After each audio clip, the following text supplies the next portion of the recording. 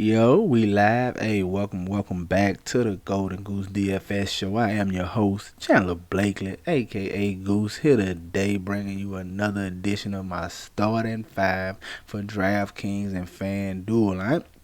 And before we get into that, man, y'all know we got the lineup review from Friday night pulled up for you. While we getting this going here, man, be sure to hit the subscribe button, hit the like button, man. Thank you for tuning in. Turn your notification bell on so you know when the video drops, all right? Got my best lineup pulled up with the updated starting five and the $5 single entry. Man, finished just outside of the money line. Put up 303 right at 304 right here on DK. If you caught the updated starting five yesterday, this is a slight change from it. You know I went with John Wall, Jalen Brunson. It was Justin Winslow, Kristaps Porzingis, and Christian Wood was the updated starting five, right? You don't see Justin Winslow here because once the slate got started, we got news that House wasn't going to be able to play for some reason. And McLemore was going to be in the starting lineup at 3,300. So once that news broke, I've switched from Winslow to McLemore because you always, in my opinion, you always want to try to get cheap value like that. You want to take cheap value to that's starting versus cheap value to come off the bench. I went just as Winslow because one, I knew he was going to be locked in for 20 to 25 minutes, but they was the Jazz had a high line on that game. They had potential to be a blowout, so I was rolling the dice there, and that if the game blew out, Justin Winslow would see a few more minutes. But like I said, once we got that House news and knew Ben McLemore had to play, I just pivoted from Justin Winslow to McLemore as I figured I could get him at lower ownership versus some of the other value chalk on the slate, and I did. I got him at 18% ownership. He gave a very nice performance in this matchup, man. 33.75 DK points, right at 34. Almost 10x for that 3,300 Saturn, man. That's perfect. That's exactly what you want from cheap value plays. You want them to go 9, 10x, and we got that from Ben McLemore right here. And the next two pieces of the starting five, John Wall and Christian Wood, man. I was heavy on this game yesterday. I wanted the higher totals. I knew it would be an up and down, back and forth game. So I wanted, and it wasn't drawing any ownership. So I wanted to go and get a piece of this game. So I knew yesterday was going to be a stars and scrubs build, all right? I wasn't opposed to that. I felt like the superstars, Harden, Giannis, Jokic, I all feel like they was in good spots, could really give you good performances. I didn't want to, and I had a Giannis lineup, had a Harden lineup. I went away from the stars and scrubs build because of the chalk plays, the chalk value plays. I felt like any of them could miss, man, especially down there in Orlando with all that. You had people going back to Trevor Ariza. So I was banking on the value missing, not so much the stars missing yesterday.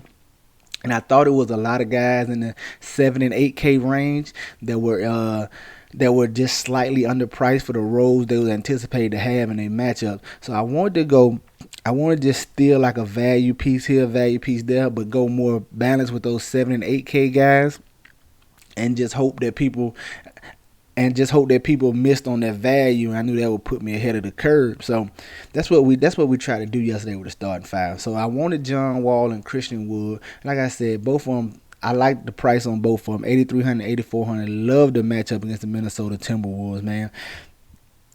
John Wall, very solid performance, 46 DK points. Christian Wood, solid, right at 40 DK points. Both of these could have had 50 plus, man. That was the craziest stat ever in this Houston Minnesota game last night. How do you not score a basket for the final 7 minutes and 30 seconds of a game? That is just crazy. And blow a 16-point lead, man. That is crazy. So they had these totals right here with 7 minutes to go in the fourth quarter. Trust me, I was watching. It didn't move for 7 minutes, and they both was in the game. It was the most absurd thing I ever seen. I was sitting here like, what is going on? Like, but hey, man, it happens sometimes. You can't do nothing about that. They still gave us solid performances, especially at the price tag. It just so many players went off yesterday, man. It was bombs over Baghdad yesterday. Oh my goodness, it was ridiculous. Pretty much all the chalk value plays got there, and when that happens, man, you're gonna have a hard time getting to the cash line, which is why we finished just outside the money here. But rounding out the rest of the starting five, I went Jalen Brunson, no Luka Doncic, freed up usage. I knew he was in position to have a big game in a smash spot, and so did a lot of people. You saw him at 67% ownership. I wasn't too worried about that. I wasn't too worried about the Jalen Brunson play because one, I knew he was getting all this ownership, and two, I know he could really kill you if you didn't have him. So I wanted to plug him in. I like to play. He's a very solid player, but he let everybody down yesterday. Everybody. 16 DK points. But like I said, it didn't matter. I think the winner of this contest, the winner of the single entry yesterday put up like 384, 381, and he won with Jalen Brunson. So you could have had him and still won yesterday, right? Rounding out the next play in the starting five, I wanted to go to Kristaps Porzingis. No Luka Doncic. It was simple. I knew he was going to get all the offensive usage, all the shots he wanted, man. Got him right at 29% ownership, and he laid a monster, man. 62 DK points, 18 rebounds, 31 points, man. Porzingis had a day. Love that from him at this price tag. Got us right near the money line. Rounding out the rest of the lineup, it was a single entry, man. So, like I said, I was just trying to avoid a lot of the chalk value plays, and I just tried to get solid plays. I knew guys who get minutes and had upside. I wasn't Josh Hart in this matchup with the New Orleans Pelicans. Against the Nuggets. He another game environment that had a high total on it, 5,600. We knew he was gonna get some playing time, man, with no Lonzo Ball. He's been very solid, big rebounder for him. We was looking for just to hit him a few more real life points. We was hoping he could get his shot going. But he gave us 28 DK points right here. An okay effort, not enough for last night. You had to have all guns blazing last night, man. And then finishing out, I went Robert Williams, man. The Time Lord. I just knew he was in line for a big game, man. Came in at 22% ownership. I love the price on him. No Daniel Tice. So we figured it could be the first game of the year that he was locked in for 30 minutes. He played like 28, I think, 27, 28. Very solid performance, man. 5 blocks is what got him over the top, man. 41 DK points. Gotta love it. He's going to be in play going forward for a while until Tristan Thompson comes back, all right? But there you have it, man. My review of the updated starting five yesterday. I said 303, just outside the money. Tough day, man. But let's get to it tomorrow. We got a nice 9-gamer coming for y'all today. Let's take a look at it, all right? 9-game slate on DK, man. Could still be pretty wild. You know, yesterday was pretty wild with the news and the trades and people trying to get there. We got a lot of news pending today. A lot of news. I know it's Saturday. If you ain't gonna be able to be around your phone or locked in for about an hour before lock, you might want to save some money and just take the night off and watch college basketball because it's still gonna be a lot of moving parts. We expecting a lot of news today. You're gonna have to be tuned in today, all right? At the top, though, a guy I want to go to is Nicole Alexander-Walker, man. We know it will be no Lonzo Ball tonight. 5,300. His price tag hasn't moved. He's been very solid in the starting for Lonzo since he's been out, man. Averaging, I think, like 32 DK points over that time span. He got a nice matchup here against the Dallas Mavericks. I like going right back to him in this spot, man. He's aggressive. He's aggressive. He looks for a shot. I like Nicole Alexander-Walker at this 5,300 price tag. Very much still in play tomorrow, right? Coming in as shooting guard, a guy I want to take a look at, Paul George, man. Just a very solid player, 8,300. I like him either way. If Kawhi is out tomorrow, he's probably going to be another lock. Even if Kawhi is in, I think you still can get a piece of him. You know, Paul George, that's like Paul George and Kawhi Leonard, that's 1A and 1B. They both give you similar production. I like going to Paul George in his matchup against Philly. Small forward tomorrow. A guy I believe going to go overlooked, that's DeMar DeRozan, 7,900, going against the Chicago Bulls. You know we like picking on the Bulls, man, going against that nice matchup. DeRozan just been having middling performance. We haven't seen a big performance from DeRozan in a few games, but I like going to him in this spot. Like I said, it's the matchup for me right here against the Bulls and the price tag. We see the prices dropping on him. I think 7,900 is a very, very nice price for him in this matchup. I think he can give us a big return here. I definitely want to look at DeMar DeRozan today. Power forward, Laurie Markkinen, man. Now this play is contingent on the Zach LaVine injury news. Zach LaVine is questionable right now. If Zach LaVine is out, I'm locking Markkinen in.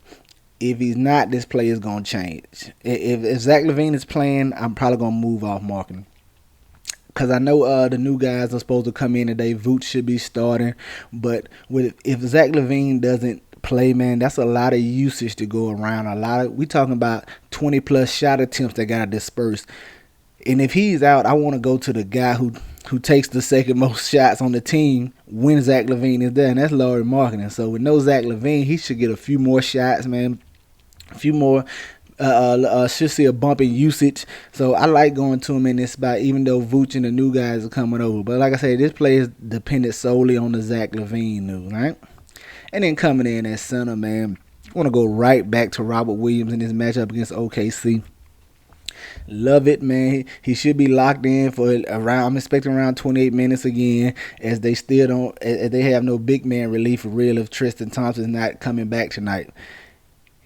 I'm expecting an even bigger game from him tonight for the simple fact that last night he had a very solid game, man. The 5 blocks is what did it for him, but he only had like 9 rebounds, like 7 points. I'm expecting a lot more rebounds in this matchup. I expect him to be in line for a nice double-double, as playing the Bucks undoubtedly hurt his rebounding last night, because you know Brook Lopez is going to pull him out of the paint, pull him to the 3-point line. They try to open the floor up for Giannis, so that probably hurt some of his rebound chances last night, but OKC doesn't have that here. They have Horford or Moses Brown, whoever starts. They're going to be near the basket more. So that's going to afford him a few more rebound opportunities, keep him locked into the paint. Maybe he can get us 2 blocks, 3 blocks, something along those lines. I'm not expecting 5 blocks again, but 1 or 2 here. And I'm just expecting more rebounds, so he can give you another nice performance at this $6,600 price tag, all right?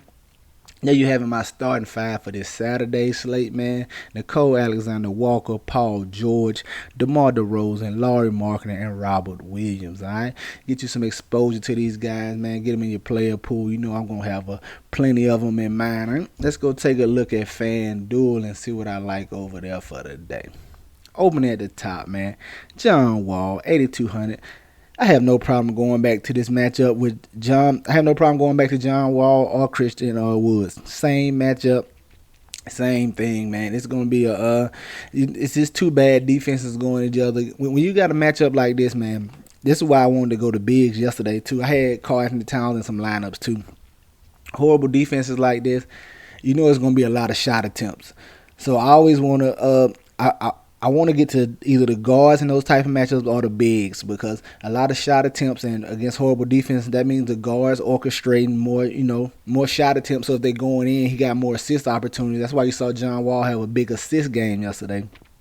And I go to the bigs because when you getting all those shot opportunities, you're going to go one or two ways. Either they're going to be falling and the guards and stuff picking up assists, it's going to be high scoring, or it's going to be a lot of bricks, which means a lot of rebounds for the bigs and things of that nature. So that's why I wanted to go John Wall and Christian Wood yesterday for that game environment. It's the same game environment today. I have no problem going right back to this matchup, even though the Rockets didn't give me as much as I wanted to yesterday. I still like the price tag on him, $8,200. He's the man over there. I might get some hesitation if Kevin Porter Jr. plays, but I doubt I get off Wall tomorrow. I like him in this matchup right here on FanDuel at $8,200.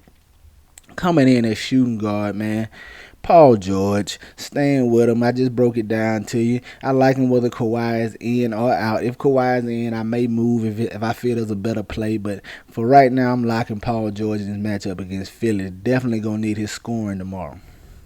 Coming in at small forward, a little value play over here. Lou Dort, man, going against the Boston Celtics. No SGA. He's probably done for a while. I wouldn't be surprised they just set him down for the year and kept him out. But Lou Dort has been very solid since SGA has been out, man. No SGA, that opens up a ton of usage for OKC. And Dort has filled in nicely, man. Giving you, every time SGA is out, he's giving you 30+ fantasy points. He's very involved. You know, he's a defensive guy. He rebounds well. You look for steals from him. If he can just get his shot going, as he's been looking for his shot more with no SGA, over double digit shot, like 15 shot attempts over the last 2 games with no SGA. I like that trend, especially with a guy who gives you peripheral. And at this price, man, I think Lou Dort is a solid early value look for tomorrow. Coming in at power forward. Stand with my guy, Laurie Marketing, man. Really hope Zach LaVine is out. As I don't think his ownership is going to be that high because of Vooch being in the lineup and who else they got, Aminu over there and things of that nature. I definitely want to keep a lookout for the news and the starting lineup and see what they're going with. But Laurie Marketing is very much in play for me as Zach LaVine is out tomorrow. And rounding out that center, man, Robert Williams, 5,600. Oh, man. Giving me all of the Robert Williams on FanDuel. Probably be chalky. I don't care, man. 5,600, that's going to be too low for a guy who has legitimate double-double chances and multiple block chances, man. Especially over here on FanDuel when the blocks are 3 points apiece, man. You got to get Robert Williams. He is on sale over here at FanDuel, all right? That's my starting five for FanDuel today. John Wall, Paul George, Lou Dort, Laurie Marketing, and Robert Williams, man. Get some exposure to these guys. Get them in the player pool. You know, I'm going to have them in mind. That's going to do it for us here today. Y'all know the motto. Chances make champions. Y'all green up. I see y'all tomorrow, all right? Let's go.